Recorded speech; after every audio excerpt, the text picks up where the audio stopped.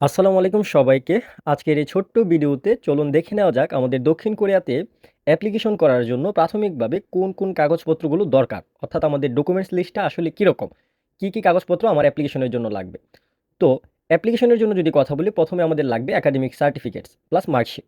অর্থাৎ এর আগেও আপনার লাগবে একটা ভ্যালিড পাসপোর্ট। আপনি পাসপোর্ট ছাড়া তো আর বিদেশে পড়াশোনা করতে যেতে পারবেন না। ইভেন বিদেশে যেতে পারবেন না। তো একাডেমিক সার্টিফিকেটস প্লাস মার্কশিট বলতে আমি বোঝাচ্ছি আপনার এসএসসি এবং এইচএসসির সার্টিফিকেট এবং মার্কশিট। আপনি যদি ব্যাচেলর প্রোগ্রামে হন কিংবা ইএপি বা কেএপি প্রোগ্রামে হন তাহলে আপনার এসএসসি এবং এইচএসসির সার্টিফিকেট প্লাস মার্কশিট। এখন আপনি ডিপ্লোমার হলে হলো আপনার ডিপ্লোমার সার্টিফিকেট মার্কশিট দেখাবেন। আচ্ছা, যদি আপনি মাস্টার্সের জন্য হন তাহলে আপনার মাস্ট এখানে আপনার ব্যাচেলরের সার্টিফিকেট প্লাস মার্কশিট এখানে আপনার লাগবে ম্যান্ডেটরি।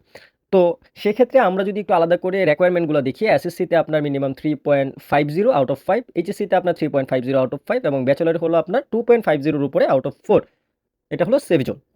আচ্ছা, তো এরপরে হলো আপনার লাগবে কি? আপনার সেলফ এনআইডি। সেলফ এনআইডি কি?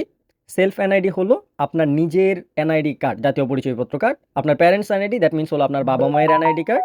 দেন হলো আপনার ফ্যামিলি রিলেশন সার্টিফিকেট। এফআরসি হলো ফ্যামিলি রিলেশন সার্টিফিকেট। এটা আপনারা যদি ইউনিয়ন পরিষদ পর্যায়ে হন কিংবা পৌরসভা পর্যায়ে হন কিংবা সিটি কর্পোরেশন পর্যায়ে এরকম হলে আপনি জাস্ট স্থানীয় অফিসে যোগাযোগ করলেই আপনাকে বললেই চলবে যে আপনি ফ্যামিলি রিলেশন সার্টিফিকেট চাচ্ছেন। দেন হলো একটা পিকচার। এখন পিকচারটা কি সাইজের?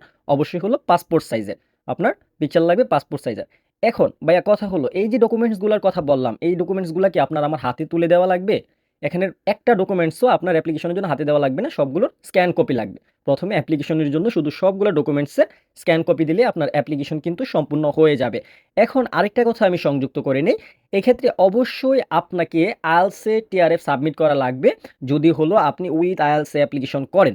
উইথ আইএলটিএস যদি আপনি অ্যাপ্লিকেশন করেন তাহলে অবশ্যই আপনাকে এখানে আইএলটিএস এর যে টিআরএফ এর যে স্ক্যান কপি ওইটার সাথে সংযুক্ত করে দেওয়া লাগবে। এখন আমার এই ভিডিওটা অনেকের কাছে সহজ মনে হবে যে ভাইয়া এগুলা তো যারা বাহিরে পড়াশোনা করতে চায় তারা জানি, এগুলা তো জানানোর দরকার নেই।